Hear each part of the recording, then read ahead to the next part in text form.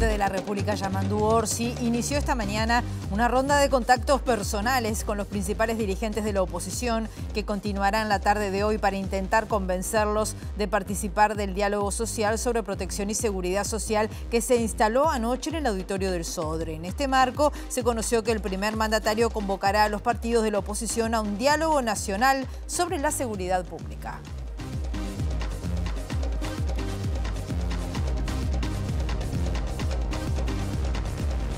Hola, ¿cómo están? Bienvenidas, bienvenidos a MBD Noticias. Comenzamos con información con 11 grados a esta hora aquí en la capital, en Montevideo. En una jornada que va a seguir con el cielo nuboso, algo nuboso, con precipitaciones aisladas, mejorando, ventoso. Vean cómo está el cielo a esta hora aquí en Montevideo. Los vientos soplando del sector sur entre 20 a 40 kilómetros por hora, con rachas que pueden llegar de 50 a 60 kilómetros por hora, pero amainando. La máxima anunciada por Inumet a esta hora es de 12 grados. Vemos las cámaras del Centro de Gestión de Movilidad de la Intendencia de Montevideo. En Pablo de María, entre Canelones y Charrúa, hasta las 18 horas habrá carga y descarga. En Rocha, entre Marcelino Sosa y Amézaga, hay obras de saneamiento. Y en Martín García, entre Rocha y San Martín, hay obras de saneamiento también. Vemos ahora los títulos que se están destacando.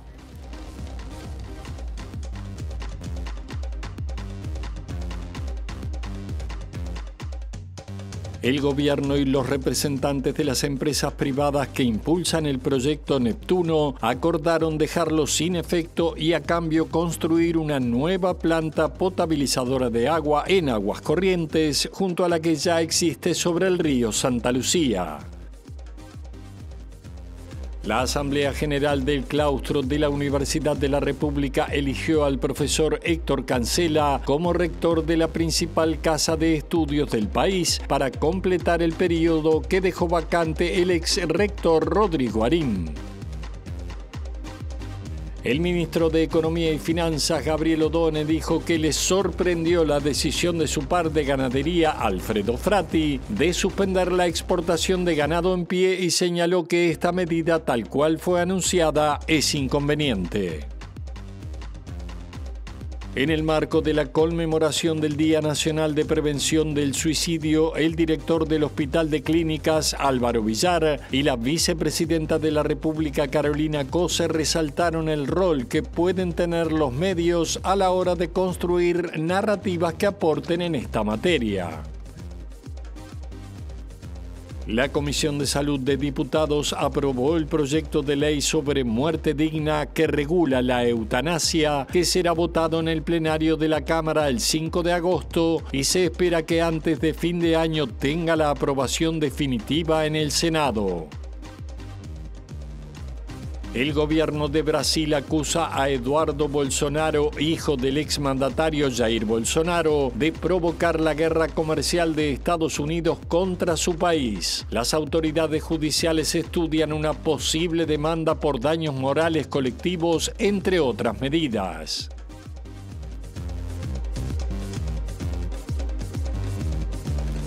Ahora nuestra periodista Abril Mederos está en Torre Ejecutiva. Ha sido una mañana muy movida y va a seguir siéndolo de tarde porque, como decíamos en la portada, el presidente de la República está recibiendo a los líderes de los partidos políticos en el marco del inicio del diálogo sobre seguridad social. ¿Cómo estás, Abril? Bienvenida, buen mediodía.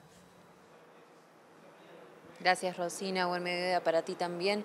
Sí, exactamente. Ahora en una suerte de pausa, pero ya hubo varias reuniones. La jornada empezó cerca de las 9 de la mañana, donde se recibió al primero de los representantes de la oposición, el líder del Partido Independiente, Pablo Mieres. Luego a las 11, el presidente Yamandu Orsi, también acompañado del secretario de Presidencia, Alejandro Sánchez, mantuvo una reunión con el secretario general del Partido Colorado, el senador Andrés Ojeda. Ambos acudieron individualmente a esta reunión y está previsto que en la tarde continúen otras instancias. El siguiente en venir va a ser el general Guido Manini Ríos, líder de Cabildo Abierto, quien va a estar a su vez acompañado por los diputados del Cabildo Abierto, Álvaro Perrone y Silvana Pérez Bonavita. Luego va a venir a las 3 de la tarde aproximadamente el líder de Identidad Unidad Soberana, Gustavo Salle, y a las 5 va a finalizar esta ronda de reuniones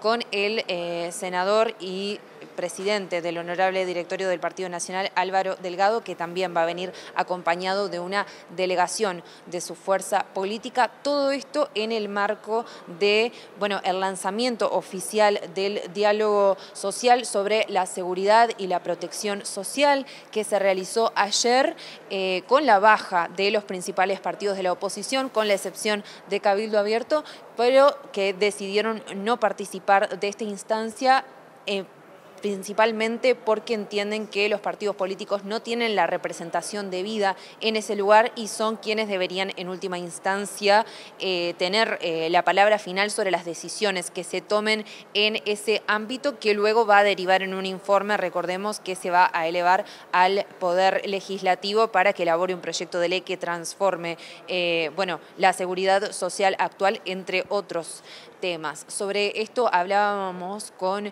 el senador Andrés Ojeda, quien fue el último en retirarse aquí en la Torre Ejecutiva, y que hacía hincapié en el planteo, en la propuesta que hacía el Partido Colorado, que tiene que ver con crear un ámbito alternativo al diálogo social que esté constituido solamente por líderes de los partidos políticos, por entender justamente esto que decíamos, que son ellos quienes deben tomar las decisiones. Esto decía Ojeda tras la reunión con Orsi. Va a haber un diálogo social, ¿tá?, en el cual nosotros, como está montado hoy, no vamos a estar, pero en el caso de que hubiera una instancia autónoma con los partidos políticos, sí estamos, sin ningún problema. La propuesta que le hicimos es: arme un espacio con los partidos políticos y después haga todo lo demás como lo tiene previsto y convoque a los partidos políticos en forma autónoma cada vez que sea necesario. Que creo que es lo mismo que va a hacer el Ministerio del Interior en el diálogo por seguridad. ¿Por qué no participarían los partidos en un diálogo con otro tipo de organización? No es no participar, yo creo que la ensalada no le hace bien a esto, en sentido amplio.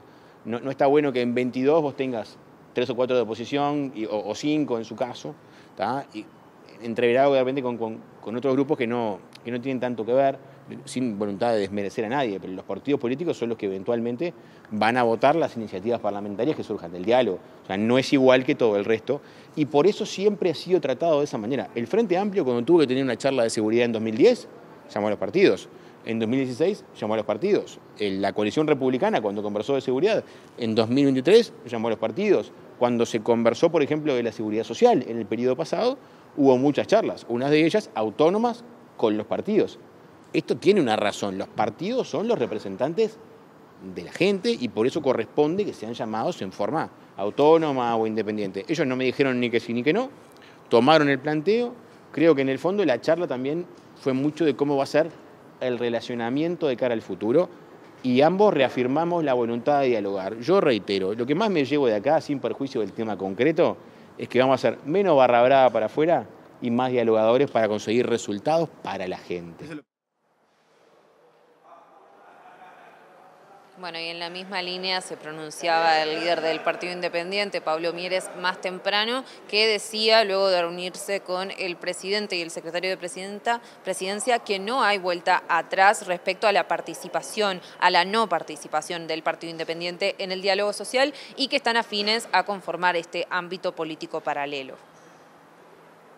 Una reunión de muy buen tono, en donde, por supuesto, la actitud del presidente de convocar a cada uno de los partidos en base a un tema que obviamente no tiene retorno, que nosotros nos retiramos del diálogo social por una serie de elementos que expresamos en una nota que se hizo llegar a presidencia, por la composición, por la demora que significa el proceso de un diálogo social que lleva más de un año, pero también la disposición a un diálogo político, es decir, entre los partidos y el gobierno, sobre algunos temas. En particular, para decirlo de una manera sintética, el tema de pobreza infantil, el tema Sistema Nacional de Cuidados, el tema cárceles, lograr que de una vez por todas las cárceles salgan del Ministerio del Interior, y estamos dispuestos a otros temas que el gobierno ponga en la agenda, en un ámbito donde estemos todos los partidos trabajando con el gobierno, sin perjuicio de que el ámbito final siempre va a ser el Parlamento, que es donde está la representación ciudadana directamente, ¿eh?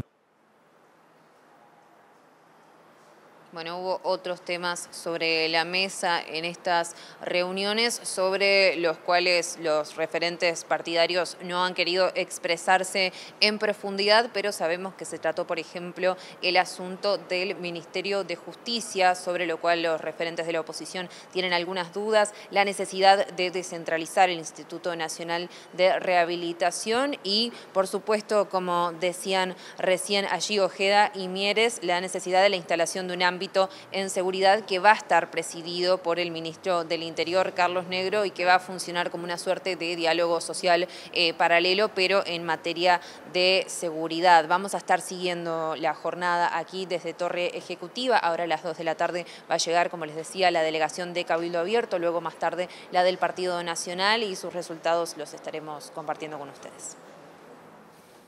Muchas gracias, Abril. Y luego de la presentación formal del diálogo social sobre protección y seguridad social que se realizó anoche, se inicia ahora una fase de consultas en todo el país con una estructura que contempla 4 ejes temáticos centrales que son la protección a la infancia, el sistema de cuidados, la protección a las personas activas y el régimen de jubilaciones y pensiones. El director de la Oficina de Planeamiento y Presupuesto, Rodrigo Arim, explicó que muchos en el gobierno no acompañaron el plebiscito impulsado por el PIT-CNT, pero sí se comprometieron a este proceso de diálogo. Yo creo que eso es parte de los procesos de la vida democrática y plural del Uruguay. Hay que tomarlo con esa serenidad y tranquilidad. Nosotros hemos, a lo largo de estas semanas, conversado con los partidos políticos, con la sociedad civil, sobre una hoja de ruta que era en consulta. Y los comentarios que hemos recibido los hemos incorporado. Estoy seguro que vamos a buscar los mecanismos para que en este proceso que se inicia hoy, inexorablemente, y yo diría con mucha alegría, vamos a ir incorporando las demandas que pueden habilitar el ingreso de todo el sistema político a este proceso de diálogo. ¿Qué es lo que queremos hacer? Porque además es lo que le hace bien a Uruguay y lo que distingue a Uruguay de otras realidades regionales. Que tenga más de un representante. Ningún problema. Si ese planteo no lo recibimos antes, nosotros, eso es mi posición personal, en la medida que el planteo sea incorporar más cuadros políticos de estos partidos, me parece que es algo que perfectamente puede enriquecer el debate en la medida que haya un compromiso en participar en estos meses venidos, que van a ser meses muy intensos de actividades. ¿Llamó la atención que el planteo haya sido tan sobre el inicio de las mesas de diálogo? Yo lo dije ayer, fue sorpresivo porque no lo plantearon, porque algunos de los partidos ya habían designado representantes. A la solicitud de nuestra formalmente designados representantes, y fue sorpresivo que fuera 48 horas antes del evento de hoy. Pero vuelvo a decir, creo que no hay que dramatizar, esto es parte de la vida institucional y de la vida política, y soy un convencido de que la vida institucional uruguaya tiene diferenciales que tenemos que preservar, y eso va a suceder al correr de las próximas semanas. A partir de hoy, ¿cómo va a ser la modalidad de trabajo luego de la presentación? Bueno, va a funcionar el comité ejecutivo del diálogo con todos los actores que han sido invitados, y se va a ir instalando un conjunto de cronogramas de actividades en Montevideo y en el interior del país. La idea también es abrir el abanico y el mecanismo de consulta en general. Irán dividiéndose los temas vinculados a infancia, adolescencia, cuidados, a protección de activos y por supuesto también a jubilación y pensiones, y se irá avanzando en acuerdos y discrepancias.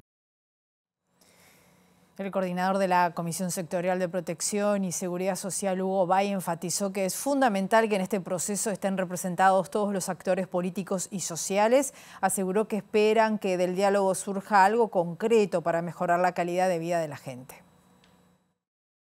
Nosotros tenemos una visión crítica de lo que fue el aumento en la edad de retiro casi al barrer, y en la medida en que ese tema esté en la agenda, lo que queremos contemplar con ese punto es las diferencias con las que las personas llegan al momento del retiro, ¿verdad? Tanto en lo que tiene que ver con el desgaste físico, con la posibilidad de tener empleo a ciertas edades, ¿verdad? En función de las capacidades y las habilidades que tienen las personas, y también los diferenciales que hay en relación a cómo se distribuye la expectativa de vida, ¿verdad? Que sabemos que tiene una distribución diferente por nivel socioeconómico. Entonces, atendiendo todas esas desigualdades, lo que nosotros pretendemos en este diálogo es conversar en relación a qué mecanismos podemos acordar para que efectivamente los sectores que están en condiciones de jubilarse más tarde lo hagan, pero aquellos que no tienen esa oportunidad puedan jubilarse a edades más tempranas de lo que marca la legislación vigente a partir de lo que fue la aprobación de la reforma jubilatoria en el periodo anterior. El líder de Cabildo Abierto, Guido Manini Ríos, participó anoche junto al diputado Álvaro Perrone en este lanzamiento del diálogo social sobre protección y seguridad social. Dijo Manini a MBD Noticias que a Cabildo Abierto le interesa impulsar la discusión en varios temas centrales como el fomento a la natalidad asociado a los graves problemas demográficos del país y el control del uso de drogas. Respeto la decisión de cada partido, son libres de hacer lo que se les antoje, no me corresponde a mí juzgarlo si están bien, si están mal. Yo creo que es importante que esté la voz de todos los partidos presentes, porque lamentablemente va a haber mucha gente que no va a estar representada en el diálogo social porque sus representantes no están presentes. Yo creo que eso es lo negativo de toda esta situación, pero no soy quien para juzgarlo, que cada partido es libre de hacer lo que quiera. ¿Cuál va a ser la propuesta? Usted hacía referencia de algunos énfasis que quiere hacer Cabildo Abierto a la hora de la discusión. ¿Por dónde van a estar pasando? Sí, entendemos que es muy importante poner arriba de la mesa el tema demográfico. Nosotros hemos presentado un proyecto hace 3 años que, bueno, no fue considerado, fue al Poder Ejecutivo y nunca bajó como proyecto porque tenía que tener la iniciativa del Poder Ejecutivo, había aspectos tributarios en el proyecto, para estimular los nacimientos en el Uruguay. De una vez por todas tenemos que ir a eso, no podemos mirar para el costado ante un problemón que va a condicionar incluso la seguridad social si de esto se trata el diálogo. ¿Quién va a aportar en los próximos tiempos? ¿Qué la fuerza de trabajo para determinados trabajos que se precisa juventud?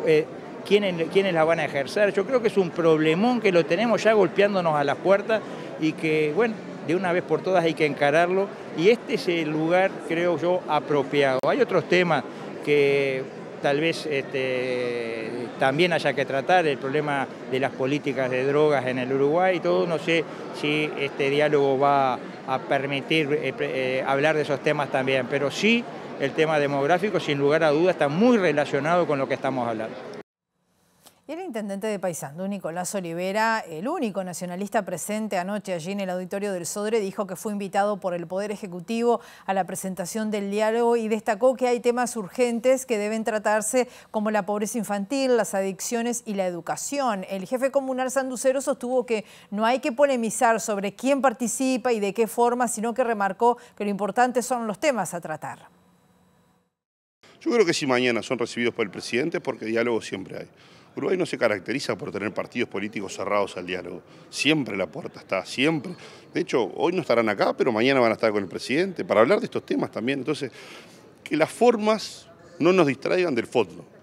Tenemos un problema en materia de adicciones, tenemos un problema en materia de pobreza infantil, tenemos un problema de que los gurises no terminan el liceo, tenemos un problema, 1000 problemas. Entonces, me parece que hagamos foco en eso, antes de si vino o no vino, quién vino, qué titular salió, o sea, el tema es juntarnos y ver cómo salimos adelante. Aprovecho para consultarle, hacía referencia al presidente del directorio, Álvaro Delgado, se ha instalado la polémica si debe renunciar al Senado o no, ¿qué postura tiene usted? No sé, no. Yo creo que, a ver, lo que corresponde, si se va a dedicar al directorio efectivamente, no correspondería que perciba un salario como él dice que no va a percibir.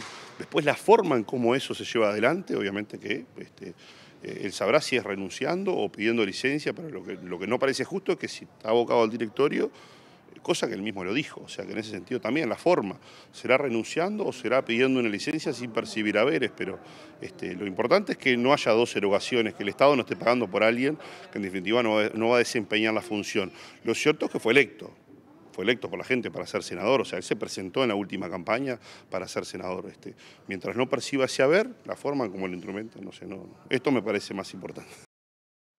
El gobierno y los representantes de las empresas privadas que impulsan el proyecto Neptuno tuvieron en la noche de este miércoles una nueva reunión y según publicó La Diaria, en este encuentro, OCE, representado por su presidente Pablo Ferreri y el secretario de Presidencia Alejandro Sánchez, le transmitieron a los privados el conjunto de obras que están dispuestos a llevar a cabo en lugar del proyecto Neptuno, que buscaba construir una planta potabilizadora de agua en Arasatí, en el departamento de San José, tomando agua del Río de la Plata. Fuentes antes de la negociación señalaron a ese medio que básicamente lo propuesto por el Estado a los privados es la construcción de una nueva planta potabilizadora de agua en la zona de Aguas Corrientes. Además de esta obra, el gobierno propuso la construcción de una conexión de tuberías de 40 kilómetros que conecte la nueva usina de tratamiento con los tanques de OCE ubicados en Cuchilla Pereira, cerca de La Paz, en Canelones.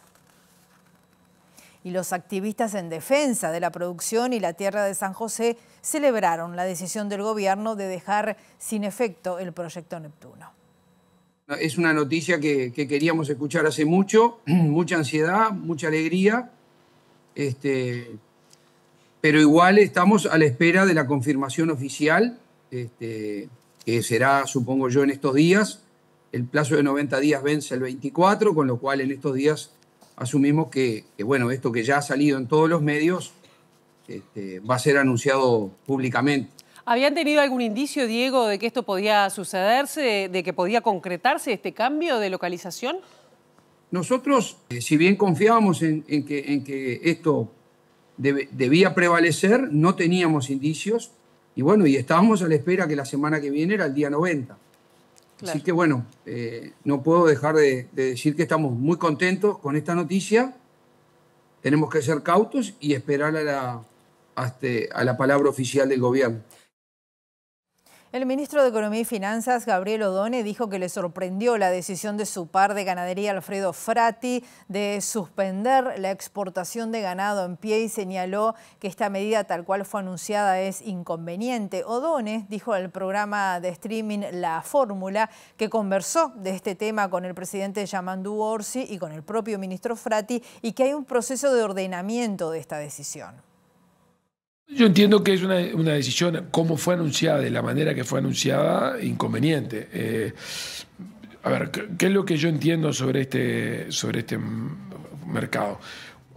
La exportación de ganado en pie es una válvula para regular y para favorecer mecanismos transparentes de formación de precios a lo largo de la cadena. Pero no hay ningún elemento, desde mi punto de vista, por la información que yo tengo, que permita concluir que hay una distorsión provocada por un evento transitorio o de naturaleza espuria por un precio que se está formando en algún mercado que dé fundamento a una decisión de restringir la exportación de ganado en pie. Esa es la razón por la que yo creo que fue una decisión que me sorprendió y estamos en proceso de ordenamiento. En tanto el Ministerio de Ganadería, Agricultura y Pesca, quien toma la decisión sobre este tema, manifiesta una sensibilidad importante sobre él, es algo que conversaremos en marco del clima de negocio del país, que tiene una mirada más general que la que estrictamente el Ministerio de Ganadería tiene bajo su coordinación.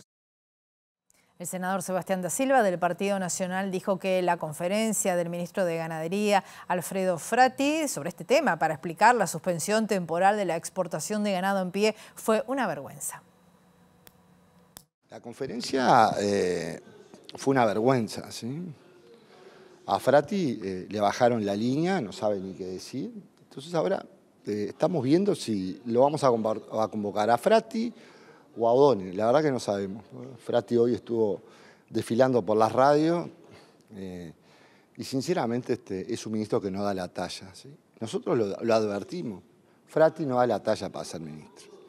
Da la talla para comentar, para ser ocurrente, para ponerse un sombrero, para imitar a Mujica, pero como ministro no da la talla. Lo dijo, está favoreciendo a la industria frigorífica. Cada centavo que baje el novillo gordo va a tener nombre y apellido, se va a llamar Alfredo Frati. El autor de una medida que lo que quiere es generar un tapón de ganado gordo para que los frigoríficos le bajen el precio a los productores. Cada centavo que baje va a tener una respuesta mía. Mire, hoy alguien que quiera iniciar un negocio de esto no sabe qué hacer porque no sabe a qué ventanilla dirigirse. Y eso es producto de un ministro que no da la talla. No da la talla para ser ministro, no da la talla para otra cosa que no sea comentarista de la realidad. Ahora, cuando tiene que hacer, no da la talla. Lo que pasa es que para escuchar las cosas que dijo Frati hoy en la radio, yo le quiero ahorrar el tiempo a la comisión, ¿no? Pues la verdad, hay que escuchar las cosas que dijo. Entonces más vale ir al dueño del circo, al que tiene sartén por el mango, que es el ministro de Economía. Eso lo vamos a evaluar entre hoy y mañana en la comisión. Pues la verdad que para seguir escuchando a Frati nos tiene a todos cansados con sus vaivenes, ocurrencias, es el Landricina que imita a Mujica todos los días. En el marco de la celebración del Día Nacional de Prevención del Suicidio, la Unidad Académica de Psiquiatría de la UDELAR realizó una actividad dirigida a periodistas, comunicadores y creadores de contenidos digitales. Esto es para promover un abordaje responsable en la cobertura de esta temática. Y en ese ámbito, el director del Hospital de Clínicas, Álvaro Villar, y la vicepresidenta de la República, Carolina Cose, resaltaron el rol que pueden llegar a tener los medios a la hora de construir narrativas que aporten en esta materia. Este no es un problema médico, no es un problema sanitario solamente, es un problema de toda la sociedad y que tiene que ser resuelto entre todos los actores sociales. Si nosotros pensamos que esto es una cuestión que vamos a poder resolver los actores sanitarios solamente, estamos en un error. Entonces, yo celebro enormemente que sigan dándose estas instancias como estas y que podamos tener una discusión franca y una discusión honesta con respecto a qué posibilidades tenemos reales de actuar. Las cifras después me parece que respaldan la sensación que tengo, porque una de las cuestiones que siempre trato de ver es si una sensación tiene un respaldo en evidencia, y me parece que la tiene.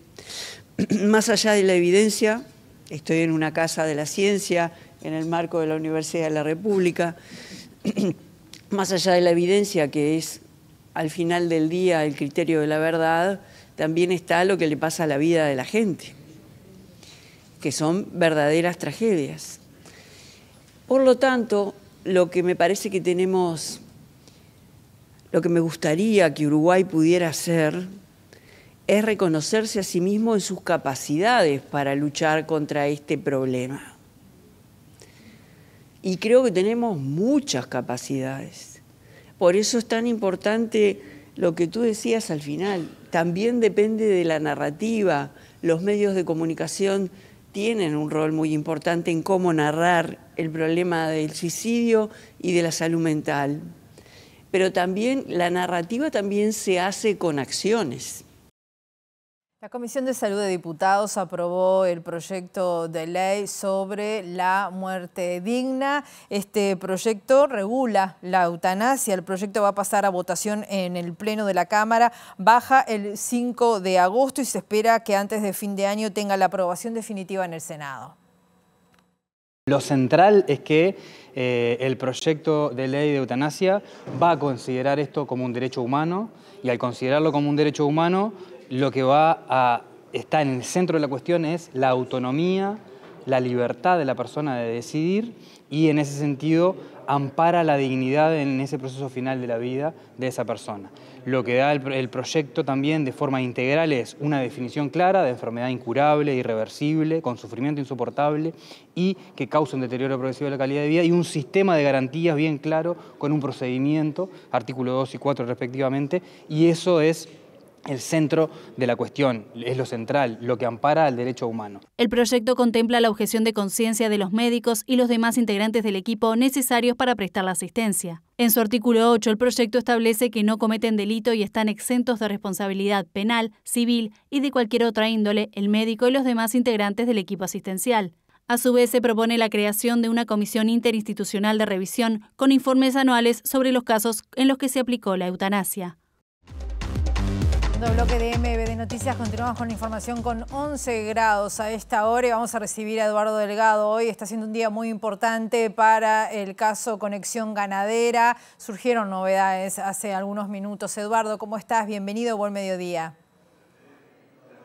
Buen mediodía, así es, Rosina. Novedades importantes en el caso judicial referido a Conexión Ganadera, que cuenta con miles de damnificados. Hace minutos, el fiscal Enrique Rodríguez pidió a la jueza especializada en crimen organizado, Diobanet Olivera, que sea imputado Pablo Carrasco por los delitos de estafa y lavado de activos. Y en el caso de su esposa y de la viuda de Gonzalo Basso, que sean imputadas por delitos continuados de estafa. Hay que recordar que esta investigación lleva unos 6 meses meses y que hasta el momento estas 3 personas tuvieron algunas medidas limitativas, pero que no incluyeron la privación de libertad ni la prisión domiciliaria, sino, por ejemplo, la prohibición de salir al exterior del país. Según el fiscal Rodríguez, hasta el momento los datos primarios dan cuenta de unos 250 millones de dólares de pasivo de Conexión Ganadero. Eso es hasta este momento.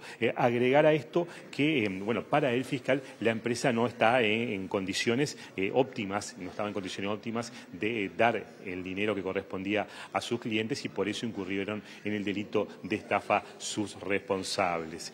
También agregar otro tipo de información, como que esta maniobra, bueno, es conocida en general como el esquema Ponzi, ¿no? Donde nuevos inversores colocan dinero que sirve para pagar los intereses de los anteriores y así sucesivamente hasta que se desplomó este sistema en el segundo semestre de 2024 y terminó en la cesación de pagos. Tenemos parte de lo que dijo el fiscal Enrique Rodríguez en esta audiencia que comenzó hoy temprano a las 9 de la mañana y que sigue en este momento. Vemos y escuchamos lo que dice respecto a la imputación y la necesidad de medidas,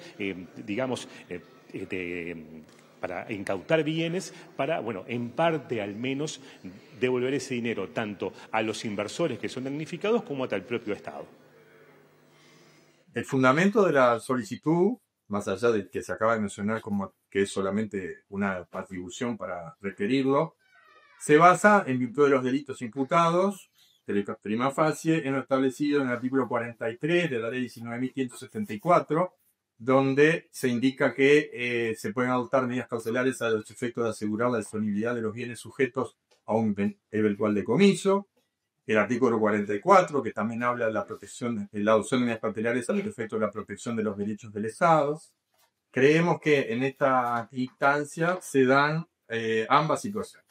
Es decir, tenemos por un lado la protección de los derechos del Estado a, como sucede en cualquier delito, a recuperar bienes o asegurarse el eventual decomiso de esos bienes, y un derecho que consideramos fundamental y el cual hacemos especial hincapié, pero además ya lo hemos dicho público, lo hemos dicho a todo el que nos ha consultado, es voluntad, eventualmente, si se llega a una etapa posterior de condena, es voluntad de la Fiscalía que los bienes que se puedan recuperar en el marco de investigación penal puedan ser vertidos al Joncush. Así también se lo ha transmitido este fiscal en reuniones que he mantenido con el señor síndico, el doctor Chabatón. Esos son un poco los fundamentos por los cuales se va a pedir. Además estamos en una etapa ya, ahora sí, judicializada, no solamente en una etapa preliminar de investigación que solamente quedaba actada al ámbito de la Fiscalía, sino que además ahora se judicializa la pretensión fiscal.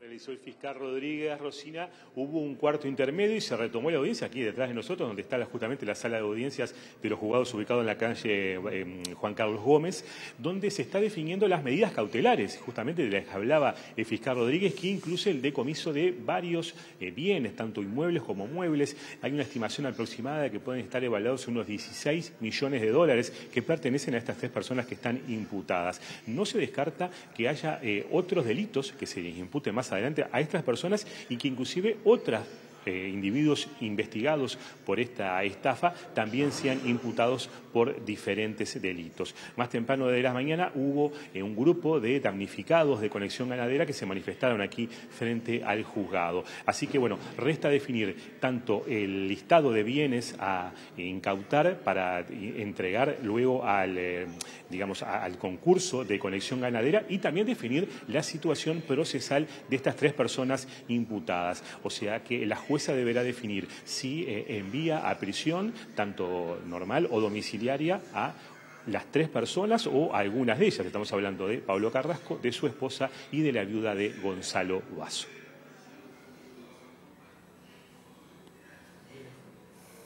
Muy bien, Eduardo, vamos a seguir este tema, obviamente, a lo largo de toda la jornada. Otro tema, una investigación sobre el Opus Dei revela una trama millonaria en el Cono Sur con derivaciones judiciales en Uruguay. Esto es por la disputa de una herencia millonaria. La periodista argentina Paula Vistagnino recoge testimonios de exintegrantes de la institución católica y de familiares de Gianoli Gainza y la posterior denuncia del Banco Central contra el grupo bursátil uruguayo, Sociedad de Bolsa Sociedad Anónima, anónima por desvío de parte de la herencia que estaba a cuidado de un curador oficial. Fue una familia muy importante para la obra en estos países, no solo por su dinero y su influencia, sino porque además hizo como este recorrido. Esta mujer que ingresa hace su vida en la Argentina y es protagonista del libro y de esta causa judicial porque lo que hay es la acusación de 11 sobrinos de ella, hijos de una hermana de ella, que acusan a esta numeraria y al Opus Dei, a muchos miembros del Opus Dei, de haber participado de una manipulación del dinero familiar, de las empresas, y en especial de la herencia de una de las tías, que era una persona con una enfermedad psiquiátrica. Toda esa disputa por la herencia, más allá de esa familia, lo que va contando es cómo funciona un sistema que tiene mecanismos bastante aceitados para recibir herencias, donaciones, testamentos y demás. El tema es cuando son voluntarios, como el de Elina, la protagonista de este libro, que fue numeraria y dejó todo su dinero, que es mucho, al Opus Dei, y eso no está cuestionado, y cuando hay dudas acerca de si las personas realmente quisieron dejar ese dinero. Después de la primera denuncia, la justicia uruguaya nombra a un curador oficial de la fortuna de María Luisa, declarada incapaz, quien ahora está acusado de desviar $30 millones de la herencia para un negocio financiero en asociación con el grupo bursátil uruguayo, GBU. Lo último que hubo fue que el Banco Central clausuró se llama GBU, Grupo Bursátil Uruguayo. Vistañino dice que el Opus Dei es una usina de ideas de derecha y neoconservadoras para incidir en la política nacional de los 68 países en que está presente. La Asamblea General del Claustro de la Universidad de la República eligió al profesor Héctor Cancela como rector de la principal casa de estudios del país. Cancela es profesor titular del Instituto de Computación y ex decano de la Facultad de Ingeniería. Va a permanecer en el rectorado hasta octubre del 2026, completando así el periodo que correspondía a Rodrigo Arim.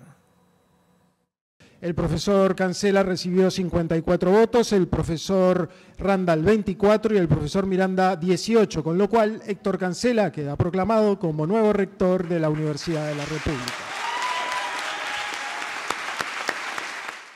Impulsaremos también una universidad que defiende las condiciones de estudio y trabajo de todos sus integrantes, ¿verdad? De los estudiantes, de los trabajadores, una universidad que no puede tener espacio para violencia, para acoso, para discriminación.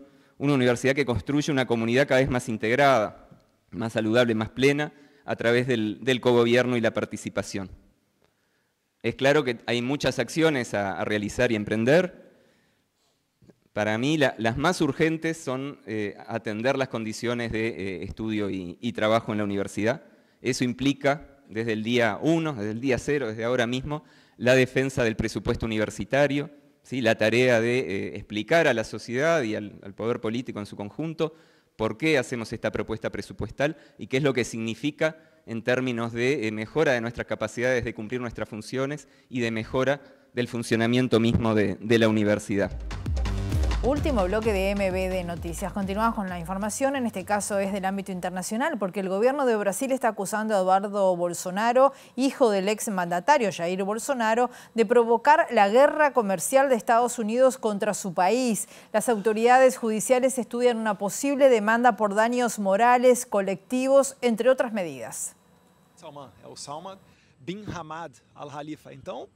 La Abogacía General de la Unión, entidad defensora del Ejecutivo brasileño, señaló este miércoles a Eduardo Bolsonaro, hijo del expresidente Jair Bolsonaro, como promotor y provocador de la actual guerra comercial y arancelaria impuesta desde Estados Unidos por la administración de Donald Trump contra Brasil. Para el fiscal general de la entidad, Jorge Mesías, existe la posibilidad de que el gobierno de Lula da Silva lo demande por causar daños morales colectivos en contra del país, debido a que impulsó una agenda en Estados Unidos con el objetivo de que Trump sancionara a Brasil con impuestos del 50% para los productos brasileños que se importen. En entrevista con CNN Brasil, Mesías afirmó que Eduardo Bolsonaro efectivamente trajo una guerra comercial que puede causar un daño significativo al país y debido a este daño puede y debe rendir cuentas, e indicó que Trump impuso su su guerra arancelaria contra Brasil por su postura de defensa al exmandatario, a quien considera inocente en el juicio por su presunta participación en el intento de golpe de Estado contra Lula en 2023. Eduardo Bolsonaro fue a la Casa Blanca a conspirar contra su país para liberar a su padre de la cárcel. Ese es el gran problema. No pensó en empleos, empresas ni en su país. Está demasiado preocupado por resolver los problemas de su familia, dijo el fiscal, quien lamentó que el congresista haya ido a otro país a conspirar contra los intereses nacionales. Eduardo Bolsonaro anunció que dejaba Brasil para solicitar sanciones en Estados Unidos contra las autoridades brasileñas por las investigaciones judiciales contra su familia, y uno de sus planes es atacar al juez del Tribunal Supremo de Brasil, Alexandre de Moraes, quien lleva la causa penal del golpe de Estado y los casos relacionados con la eliminación de publicaciones y perfiles con contenido delictivo en redes sociales. Nos vamos, volvemos a las 18:30 a nuestra edición central. O mañana como es feriado, nos vamos a encontrar en un flash a las 15 horas y luego a las 18:30 horas. Así que vale la aclaración. Nos vemos en un rato. Hasta luego.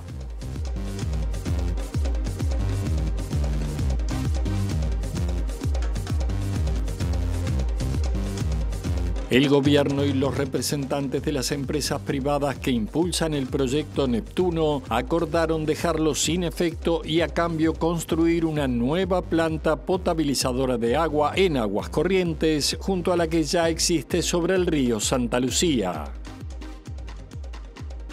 La Asamblea General del Claustro de la Universidad de la República eligió al profesor Héctor Cancela como rector de la principal casa de estudios del país para completar el periodo que dejó vacante el ex rector Rodrigo Arim. El ministro de Economía y Finanzas, Gabriel Odone, dijo que le sorprendió la decisión de su par de ganadería, Alfredo Frati, de suspender la exportación de ganado en pie, y señaló que esta medida, tal cual fue anunciada, es inconveniente.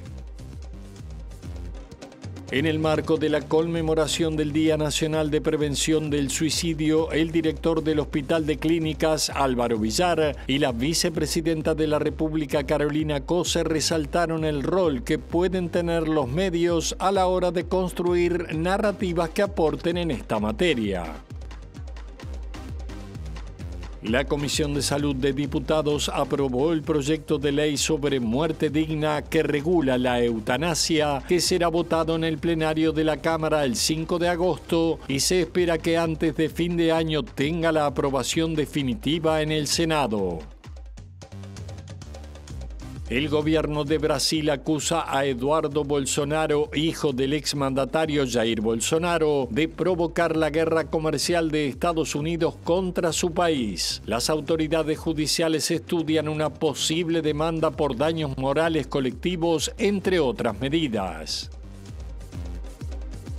El presidente de la República, Yamandu Orsi, inició esta mañana una ronda de contactos personales con los principales dirigentes de la oposición, que continuará en la tarde de hoy para intentar convencerlos de participar del diálogo social sobre protección y seguridad social que se instaló anoche en el auditorio del Sodre. En este marco se conoció que el primer mandatario convocará a los partidos de la oposición a un diálogo nacional sobre seguridad pública.